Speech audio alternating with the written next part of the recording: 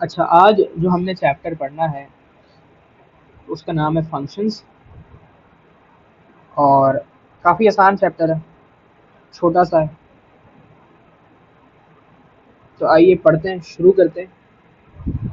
सबसे पहले ये समझते हैं कि फंक्शन होता क्या है। देखिए, फंक्शन बेसिकली जो है वो एक मशीन होती है। ठीक है, इसके अंदर आप एक इनपुट करते हैं और ये आपको आउटपुट देती है। ठीक है, फॉर एग्जांपल आपके पास वॉशिंग मशीन है। आप उसमें गंदे कपड़े डालते हैं और वो आपको साफ कर कपड़े देती है। ठीक है, तो एक तरह से गंदे कपड़े आपका इनपुट हो गया और साफ कपड़े आपका आउटपुट हो गया। इसी तरह से आपके पास बल्ब है, बिजली उसकी इनपुट है और आउटपुट जो है वो लाइट है। आपके पास ब्लेंडर है, आप उसमें फ्रूट्स, दूध और क्रीम वगैरह डालते हैं और वो आपको एक शेक बना के, एक जूस बना के दे देती है। तो वो जो आपने दूध वगैरह डाला है वो इनपुट हो जाता है और जो उसने जूस बना के दिया है वो आउटपुट हो जाता है। और ब्लेंडर इटसेल्फ एक मशीन है। तो इसी तरह से फंक्शन भी एक मैथमेटिकल मशीन है। इसके अंदर आप नंबर्स इनपुट करेंगे और ये आपको नंबर्स की सूरत में आउटपुट देगी। ठीक है, अब होता क्या है ये समझते हैं। तो जी,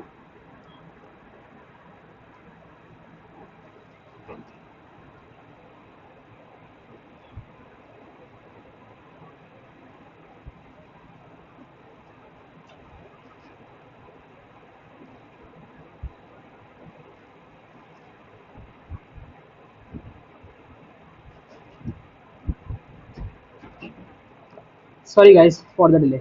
अच्छा, तो अब ये है कि हमने ये पढ़ा कि फंक्शन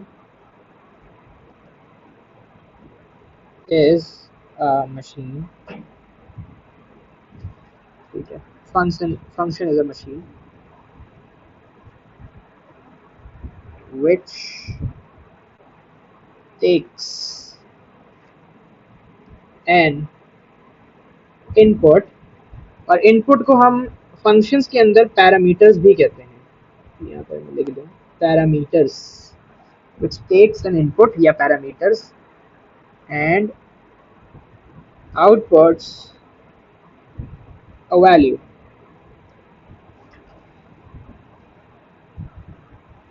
सही है, तो ये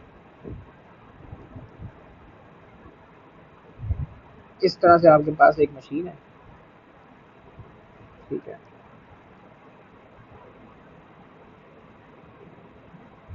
ये आ गई मशीन।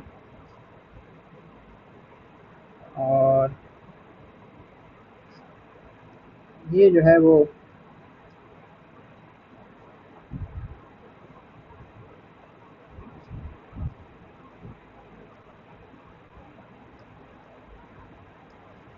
वो इनपुट लेगी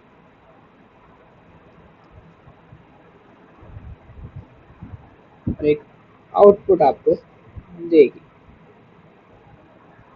ये रहा भाई फंक्शन या फिर एक मशीन। अच्छा, तो function is a machine which takes an input या parameters and outputs a value। सही है,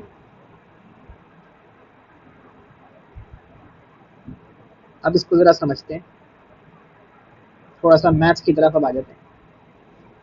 देखिए, आपके पास जो इसकी नोटेशन है, यानी कि रिप्रेजेंटेशन का तरीका जो है फंक्शन की रिप्रेजेंटेशन का तरीका, वो या तो आप इसको y से रिप्रेजेंट कर सकते हैं या फिर आप इसको f, इस तरह ब्रैकेट x भी लिख सकते हैं, या फिर आप इसको f और ये कॉलन x भी लिख सकते हैं। तो ये तीन तरीके हैं आपके पास इसको फंक्शंस को रिप्रेजेंट करने के। सही है, तो अब इसका इनपुट और आउटपुट वाला मामला समझाता हूँ मैं आपको।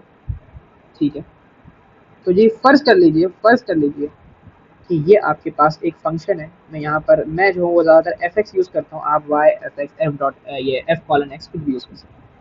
ठीक है, ये आपके पास एक फंक्शन है और फंक्शन आपके पास है 2x प्लस 1।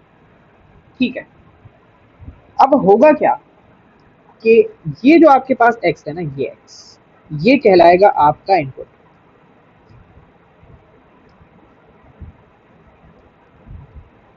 ये कहलाएगा आपका इनपुट, सही है।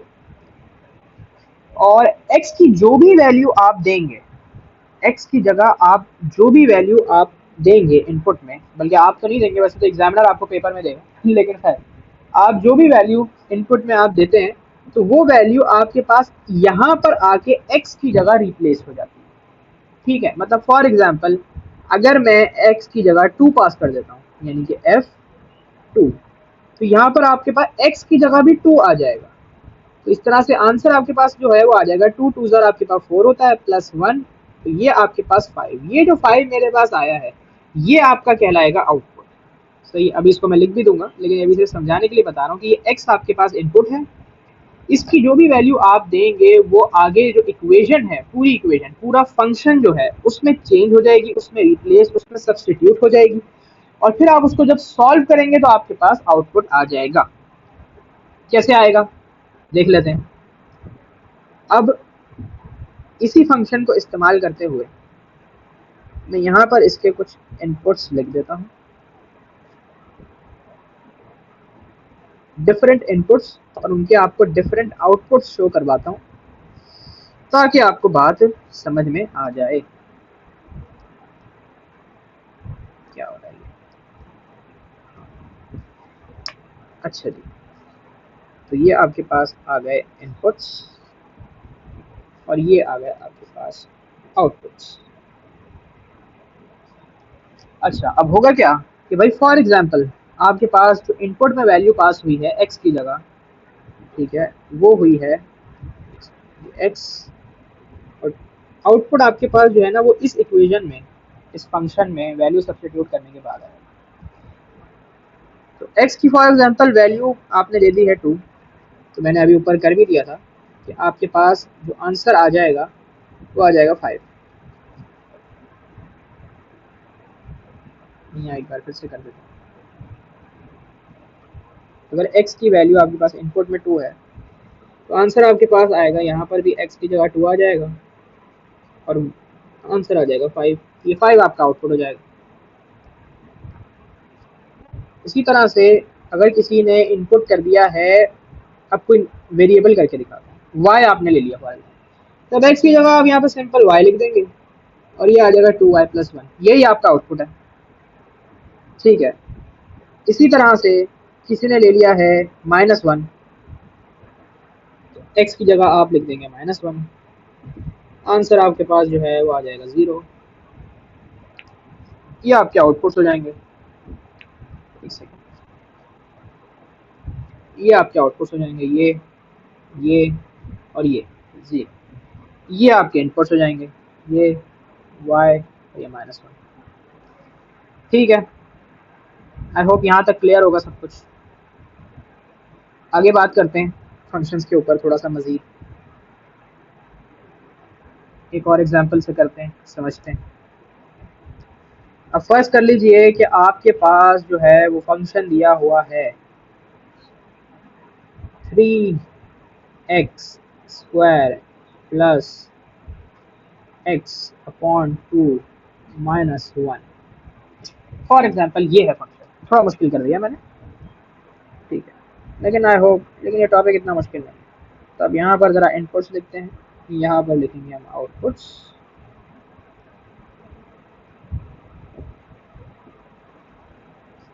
सही है। अच्छा, अब मैं इनपुट कर देता हूँ 3, तो आउटपुट में क्या होगा आपके पास कि ये जो आपने इनपुट किया है 3 यहाँ पर, या आपके पास x की जगह 3 आ गया ना, तो आउटपुट के अंदर आप क्या करेंगे, इस पूरी इक्वेशन में आप x को सब्स्टिट्यूट करेंगे, आपके पास वैल्यू आ जाएगी, x को 3 कर देंगे तो 3, x की जगह 3 आएगा क्योंकि 3 पास किया है, प्लस फिर x की जगह 3 आएगा क्योंकि 3 पास किया है, और ये हो जाएगा -1।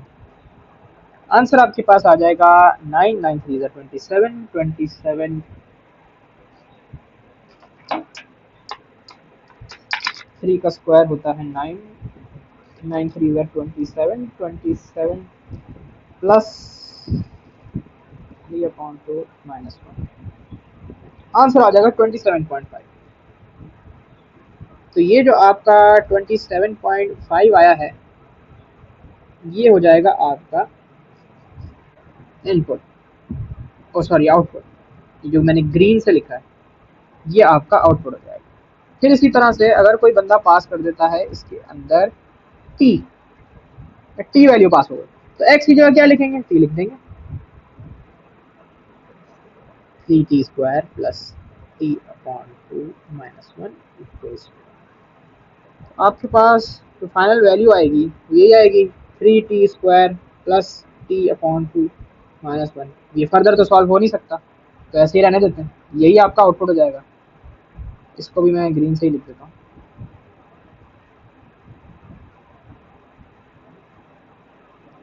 हाँ, तो 3t² प्लस t/2 -1,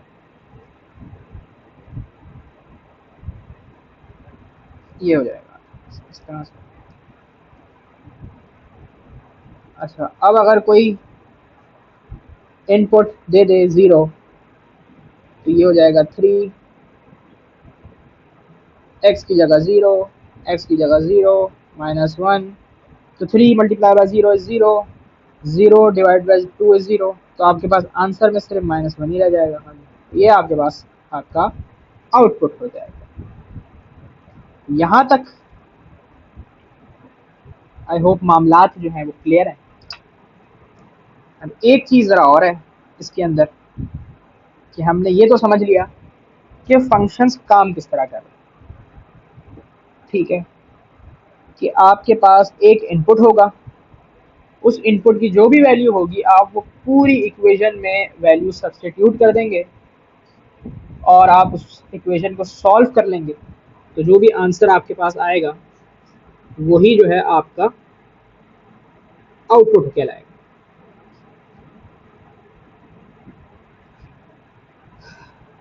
अच्छा, अब जो है वो इसकी बात करेंगे हम आगे।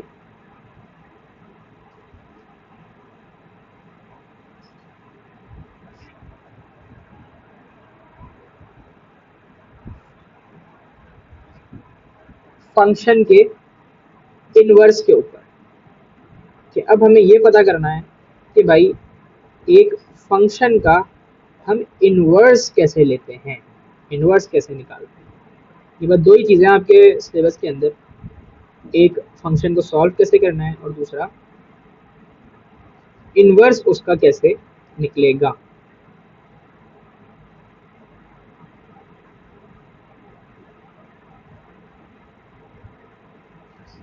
तो एक सेकंड बस मुझे दीजिएगा।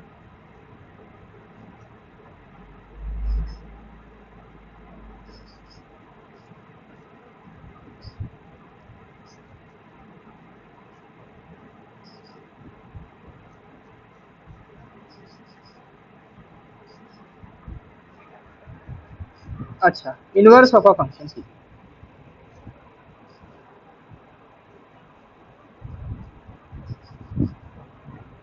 यहाँ अगले पेज पे कर देता हूँ।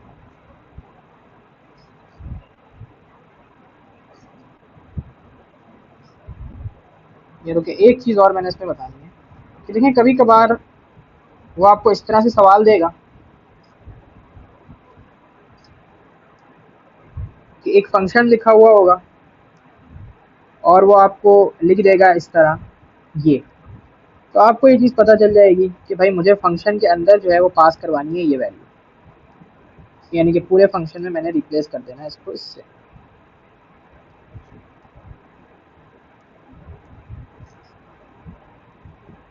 ये दूसरी चीज़ जो आपको पता होनी चाहिए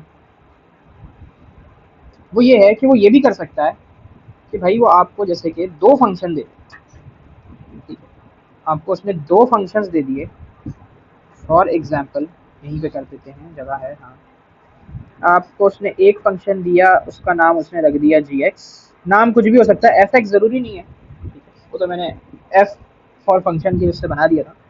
नाम कुछ भी हो सकता है।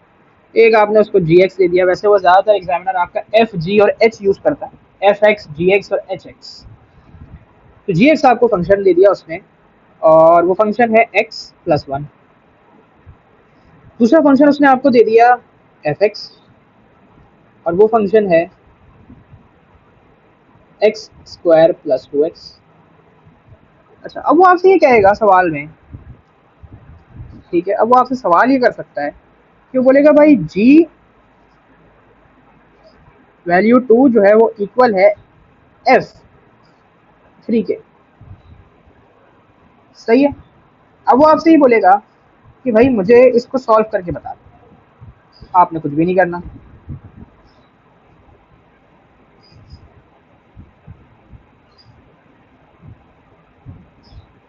नहीं, एक सेकंड, एक सेकंड, एक चीज़ मैं यहाँ पे चेंज कर दूँ।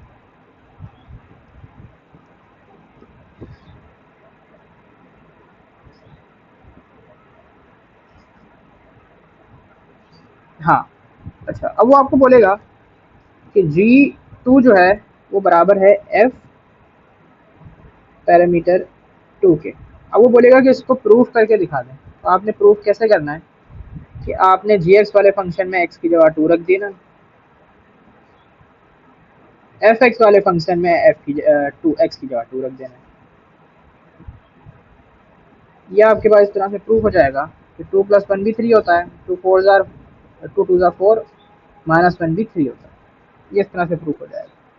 इसको करने का एक तरीका और भी है। एक और एग्जांपल देखते हैं।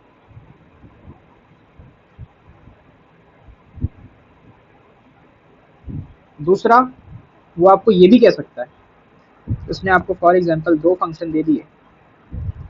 एक फंक्शन का नाम, ये क्या हो गया, एक फंक्शन का नाम उसने रख दिया एच एक्स, फंक्शन है टू एक्स माइनस वन। दूसरे फंक्शन का नाम उसने रख दिया जी एक्स, फंक्शन है थ्री एक्स माइनस टू। अच्छा, अब वो आपसे बोलेगा, अब वो आपसे सवाल ये कर सकता है कि value of T such that H T equals to G three. हाँ, ये, अब वो आपसे कहेगा कि भाई मुझे ये सॉल्व करके बता दें कि टी की वैल्यू क्या है। तो आपने कुछ भी नहीं करना। आपको मैंने अभी सिखाया पीछे कि आप जो है वो एच वाले फंक्शन में एक्स की जगह टी रख देंगे। तो एच वाले फंक्शन में मैं एच एक्स की जगह टी रख देता हूँ, और इक्वल्स टू जी वाले फंक्शन में आप एक्स की जगह थ्री रख देंगे। तो जी वाले फंक्शन में ये मैंने रख दिया थ्री। अब इसको सॉल्व कर लें तो ये हो जाएगा टू टी माइनस फाइव, ये हो जाएगा थ्री अपॉन वन। एक ही बात है, वन लिखूँ ना लिखूँ, मैं फिर भी लिख दिया। अच्छा, two T minus five equals to three. Minus five यहाँ पर माइनस हो रहा है, इक्वल्स टू की दूसरी तरफ जाके उसको प्लस कर देंगे तो थ्री प्लस फाइव हो जाएगा। टी यहाँ पर टू जो है वो टी के साथ हो रहा है मल्टीप्लाई, दूसरी तरफ ले जाएंगे तो ये थ्री प्लस फाइव एट, और ये डिवाइड हो जाएगा। तो टी की वैल्यू आपके पास आ जाएगी फोर।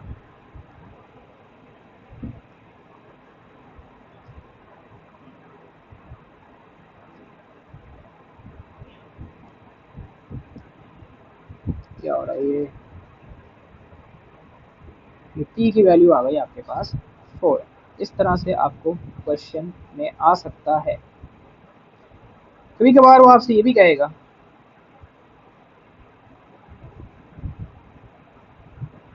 कभी कभार वो आपसे ये भी कह सकता है कि आपने पूरा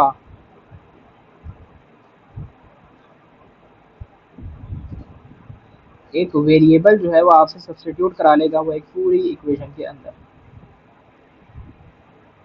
किस तरह से?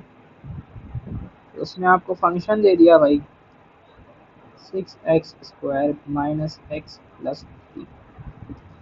अब वो आपसे बोलेगा कि भाई f का जो पैरामीटर है वो है 2a, वैल्यू निकाल के बता दो, यानी कि इनपुट उसने दे दिया हमें। तो आपको पता है कि आपने क्या करना है कि पूरी इक्वेशन में जहाँ जहाँ x है उसकी जगह लिख देना है 2a। पहले मैं ये कर लेता हूँ ये काम। अब आपने इसको सिंप्लीफाई कर लेना है। ठीक है, हमने इंडाइसिस में ये चीज़ पढ़ी थी कि जब भी ब्रैकेट के बाहर पावर होती है तो वो दोनों नंबर्स की पावर के साथ मल्टीप्लाई होती है। तो वो 2² भी होगा, 2 के साथ भी स्क्वायर का मल्टीप्लाई होगा और a के साथ भी स्क्वायर मल्टीप्लाई होगा। तो ये अंदर वाला जो बन जाएगा ये 2 का स्क्वायर 4 बन जाएगा, a² ऐसे हो जाएगा माइनस 2a प्लस 3। अच्छा जी, 6 4 आपके पास 24 होता है, 24a² minus 2a plus 3।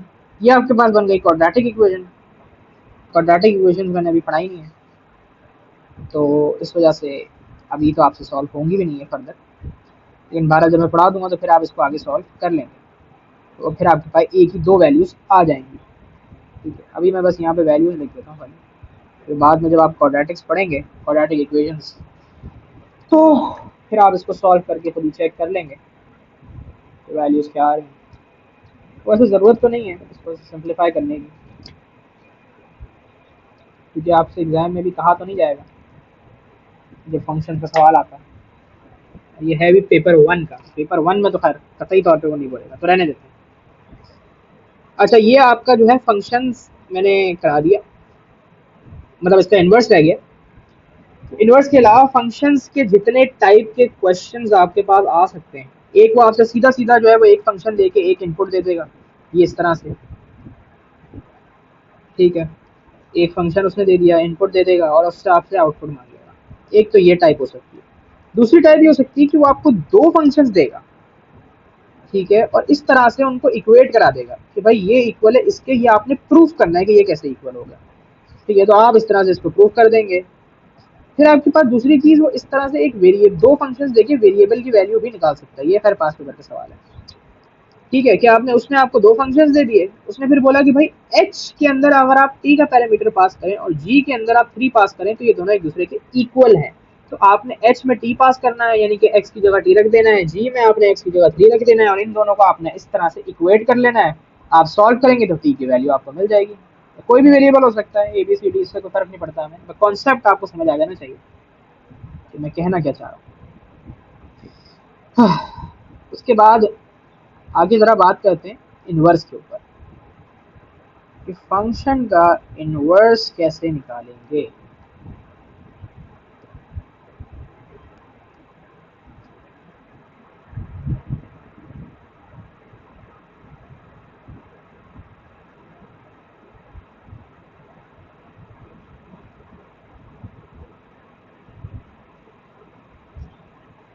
Inverse निकालने के स्टेप्स बहुत ही आसान हैं और बस ये स्टेप्स आपको पता होने चाहिए, इजीली आप इन्वर्स निकाल सकते हैं। भाई एक आपको फंक्शन दिया हुआ है, सबसे पहले तो नोटेशन देख लेते हैं इन्वर्स की होती क्या है। देखें, इन्वर्स को आप एक फंक्शन को रिप्रेजेंट करते हैं एफ एक्स से, तो उसका जो इन्वर्स होगा ना उसको आप कहेंगे एफ इनवर्स एक्स, ऐसे ये -1 मैंने ऊपर लगा दिया। इसी तरह से अगर एक फंक्शन लिखा है जी एक्स, उसको आप कहेंगे जी इनवर्स। इसी तरह से लिखा हुआ है एच एक्स, तो आप उसको कह देंगे एच। तो ये आपके पास जो है वो फंक्शन होगा और ये उस फंक्शन का इनवर्स।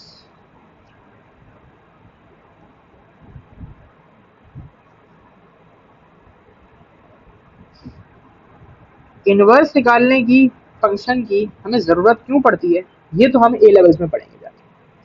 अभी आप ओ लेवल्स में अभी सिर्फ आपको फंक्शन निकालना आना चाहिए, वो जो कि आपको आ ही जाएगा। ठीक है, तो ये इस तरह से मामला हैं कि ये फंक्शन है तो ये इसका इन्वर्स हो जाता है। ये फंक्शन है तो ये इसका इन्वर्स, ये फंक्शन है तो ये इसका इन्वर्स, ऐसे मामला आपके पास हो। ठीक है, तो अब निकालते कैसे हैं ये समझ लेते हैं।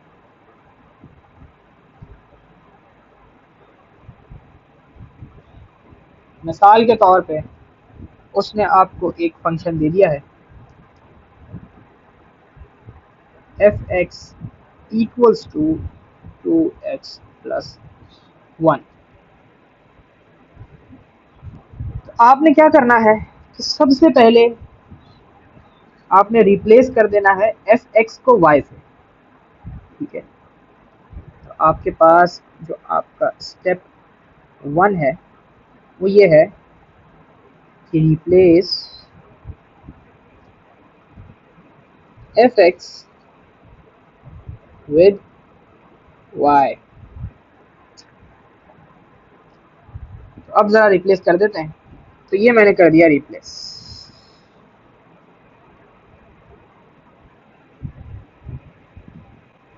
अब आपने x को बना लेना है सब्जेक्ट, मतलब ये कि x को आपने अकेला कर देना है, x द सब्जेक्ट, यानी कि x को अकेला कर दो। सही है, x को अकेला कर दो भाई, अकेला कर देते हैं भाई, x को तन्हा करना है। तो y है 1 जो है वो उधर प्लस हो रहा है, इस तरफ आके वो माइनस हो जाएगा, यहाँ पर आपके पास 2x रह जाएगा। फिर 2 जो है वो x के साथ मल्टीप्लाई हो रहा है, इक्वल्स टू की दूसरी साइड पर जाके वो डिवाइड हो जाएगा। तो ये x तो आपके पास जो है वो तन्हा होगा, ठीक, बिल्कुल मेरी तरह। तो x अलग हो गया आपके पास।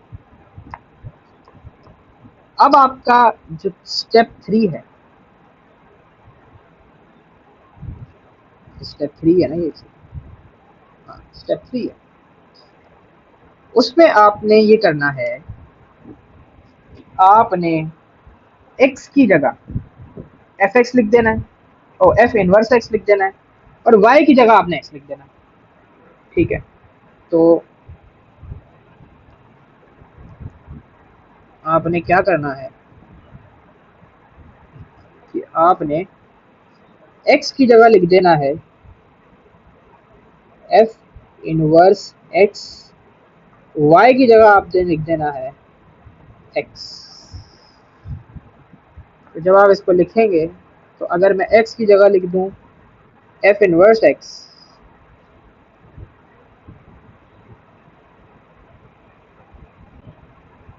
और y की जगह लिख दूं x, तो ये आपके पास जो तैयार होकर आएगा ये आपका कहलाएगा इनवर्स ऑफ द फंक्शन, ये आपका कहलाएगा इनवर्स। एक बार सारे स्टेप्स दोबारा से देख लेते हैं कि सबसे पहले आपने क्या करना है। सबसे पहले आपने रिप्लेस कर देना है एफ एक्स को विद वाई। ठीक है, ये एफ एक्स को मैंने रिप्लेस कर दिया विद वाई। सेकेंड स्टेप आपने बना लेना है एक्स को सब्जेक्ट। ठीक है, तो एक्स की तरफ जितने भी नंबर्स थे ये सारे मैंने मूव कर दिए। ये 1 यहाँ पे प्लस हो रहा था, मैं इक्वल्स टू की दूसरी तरफ लेके गया और यहाँ पे मैंने माइनस कर दिया। 2 यहाँ पर मल्टीप्लाई हो रहा था, इक्वल्स टू की दूसरी तरफ लेके गया और यहाँ पे डिवाइड कर दिया। अब x जो है वो हमारे पास अकेला हो गया। थर्ड स्टेप में आपने ये किया कि हमने x को रिप्लेस कर दिया f इनवर्स x से और y को रिप्लेस कर दिया x से। तो ये जो हमारे पास एंड में इक्वेशन, गर्मा गर्म इक्वेशन तैयार हुई, ये थी इनवर्स ऑफ द फंक्शन। क्यों निकालते हैं, वजह क्या है, ये तो ये लेवल में। अभी सिर्फ इतना है कि भाई ये निकालते हैं, बस अभी के लिए इतना काफ़ी होगा।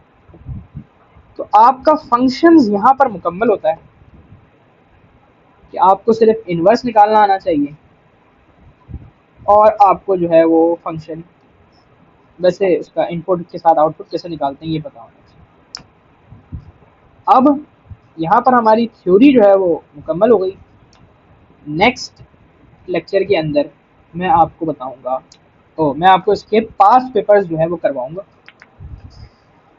ठीक है, कोशिश करेंगे मैक्सिमम पास पेपर्स करने की, और सारे मुश्किल वाले जो हैं वो कोशिश करेंगे उनको हम क्लास में कर लें।